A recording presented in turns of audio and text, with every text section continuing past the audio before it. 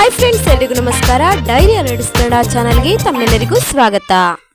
ಸ್ನೇಹಿತರೆ, ಇವತ್ತಿನ ವಿಡಿಯೋದಲ್ಲಿ ಪಂಚ ಗ್ಯಾರಂಟಿಗಳಲ್ಲಿ ಪ್ರಮುಖ ಯೋಜನೆಗಳಾದ ಅನ್ನಭಾಗ್ಯ ಯೋಜನೆ ಮತ್ತು ಗೃಹಲಕ್ಷ್ಮಿ ಯೋಜನೆ ಕಡೆಯಿಂದ ಯಾರಿಗೆಲ್ಲ ಹಣ ಜಮಾ ಆಗಲಿದೆ, ಇನ್ನು ಮುಂದೆ ಹಣ ಜಮಾ ಆಗಲು ಯಾವೆಲ್ಲ ನಿಯಮವನ್ನು ಪಾಲಿಸಬೇಕು, ಹಣ ಇನ್ನೂ ಯಾಕೆ ಬಂದಿಲ್ಲ ಎಂಬುದರ ಕಾರಣಗಳನ್ನು ಈ ವಿಡಿಯೋದಲ್ಲಿ ತಿಳಿಸ್ಕೊಡ್ತೀನಿ. ಯಾರಿಗೆಲ್ಲ ಪ್ರತಿ ತಿಂಗಳು ಅನ್ನಭಾಗ್ಯ ಯೋಜನೆ ಕಡೆಯಿಂದ ಹಣ ಬರುತ್ತದೆಯೋ ಅಂತಹ ಅಭ್ಯರ್ಥಿಗಳು ಜೂನ್ 20ನೇ ತಾರೀಕಿನಿಂದಲೇ ಹಣವನ್ನು ಕೂಡ ಪಡೆದುಕೊಳ್ತಿದ್ದಾರೆ. ಇದು 10ನೇ ಕಂತಿನ ಹಣವಾಗಿ ಕಂಡುಬರುತ್ತದೆ. ಮೇ ತಿಂಗಳಿನಲ್ಲಿ ಯಾವುದೇ ರೀತಿಯ ಹಣವನ್ನು ಕೂಡ ಅನ್ನಭಾಗ್ಯ ಫಲಾನುಭವಿಗಳಿಗೆ ಸರ್ಕಾರ ನೀಡಿರಲಿಲ್ಲ. ಆದ ಕಾರಣ ಒಂದು ಕಂತಿನ ಹಣವನ್ನು ಮಾತ್ರ ಈ ತಿಂಗಳಿನಲ್ಲಿ ಎಲ್ಲರ ಖಾತೆಗೆ ಜಮಾ ಮಾಡ್ತಿದೆ. ಯಾರಿಗೆಲ್ಲ ಇನ್ನೂ ಕೂಡ ಹಣ ಬಂದಿಲ್ವಾ ಅಂಥವರು ಇದೇ ತಿಂಗಳಿನಲ್ಲಿ ಹಣ ಬರುವ ರೀತಿ ಕಾದು ನೋಡಬೇಕು. ಬಂದೇ ಬರುತ್ತೆ.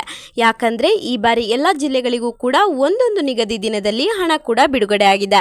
ಆದ್ದರಿಂದ ನೀವು ಕೂಡ ನಿಮ್ಮ ಜಿಲ್ಲೆಗಳಿಗೆ ಹಣ ಬಿಡುಗಡೆ ಆಗುವಂತಹ ಸಂದರ್ಭದಲ್ಲಿ ನಿಮ್ಮ ಖಾತೆಯನ್ನು ಒಂದು ಬಾರಿ ಪರಿಶೀಲನೆ ಮಾಡಿಕೊಳ್ಳುವುದು ಉತ್ತಮ.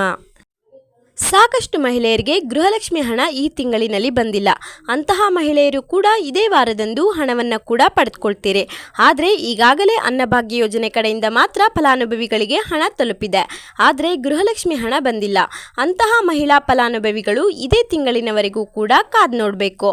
ಈ ತಿಂಗಳಿನ ಕೊನೆಯ ದಿನಾಂಕದವರೆಗೂ ಕೂಡ ಕಾದು ನೋಡಿದ್ರೆ ಸರ್ಕಾರ ನಿಮ್ಮ ಖಾತೆಗೂ ಕೂಡ ಹಣವನ್ನು ಜಮಾ ಮಾಡುತ್ತದೆ. ಒಂದೇ ಬಾರಿಗೆ ಗೃಹಲಕ್ಷ್ಮಿ ಯೋಜನೆ 2 ಕಂತಿನ ಹಣವನ್ನು ಕೂಡ ಸರ್ಕಾರ ಚುನಾವಣೆ ಸಂದರ್ಭದಲ್ಲಿ ಬಿಡುಗಡೆ ಮಾಡಿದ್ದು, ಆ ಒಂದು ಸಂದರ್ಭದಲ್ಲಿ ಫಲಾನುಭವಿಗಳ ಖಾತೆಗೆ ಬರೋಬ್ಬರಿ 4,000 ಹಣ ಒಂದೇ ಬಾರಿಯಲ್ಲಿ ಖಾತೆಗೆ ಜಮೆ ಆಗಿದೆ. ಈ ಒಂದು ದಿನದಲ್ಲಿ 2,000 ಜಮಾ ಆಗಿದೆ. ಆ ಹಣವನ್ನು ಕೂಡ ನೀವು ಆನ್ಲೈನ್ ಮುಖಾಂತರವೇ ಪರಿಶೀಲನೆ ಮಾಡಿಕೊಳ್ಬೋದು ಅಥವಾ ಬ್ಯಾಂಕಿಗೆ ಹೋಗಿ ಹಣ ಬಂದಿದೆಯಾ ಇಲ್ವಾ ಎನ್ನುವುದು ಕೂಡ ಖಚಿತಪಡಿಸ್ಕೊಳ್ಬಹುದಾಗಿದೆ.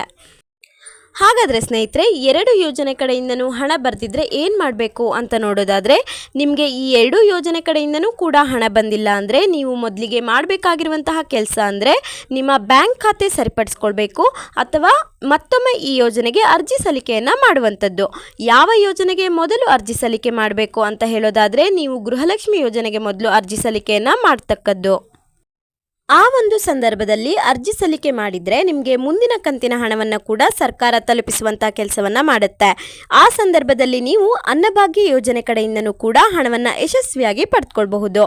ದಾಖಲಾತಿಗಳನ್ನು ಒಂದೊಂದೇ ಪರಿಶೀಲಿಸುವ ಮುಖಾಂತರ ನೀವು ನಿಮ್ಮ ಸಮಸ್ಯೆಗಳನ್ನು ನೀವು ಬಗೆಹರಿಸ್ಕೊಳ್ಬಹುದು. ನಿಮ್ಮ ದಾಖಲಾತಿಗಳಲ್ಲಿ ಕೆಲವೊಂದು ಆಲೋಪದ ಕಾರಣಗಳು ಇದ್ದೇ ಇರುತ್ತೆ. ಆ ಒಂದು ಸಮಸ್ಯೆ ಬಗೆಹರಿಸಿದ್ರೆ ನಿಮಗೆ ಎಲ್ಲ ಕಂತಿನ ಹಣವೂ ಕೂಡ ದೊರೆಯುತ್ತೆ.